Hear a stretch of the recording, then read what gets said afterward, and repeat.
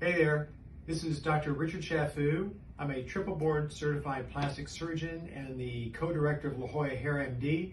Wanted to let you know about some really great, exciting technology that we added to our practice. It's called the Artas iX robot.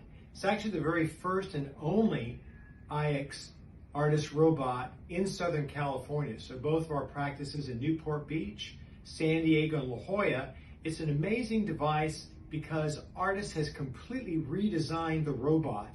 It's a much smaller footprint.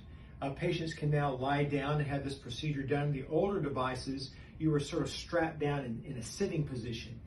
This is more like we would do a procedure in the operating room, much more comfortable for a patient. The other great technology is that it's much faster. So we can harvest grafts in a much faster, more accurate, precise manner that's very, very reproducible. The other amazing technology with the Artas iX is for the first time we have robotic technology that actually can make sites into which we put the grafts, and we can determine the density, predetermine the density, and work it into the computer system. And it also has the capability to plant grafts.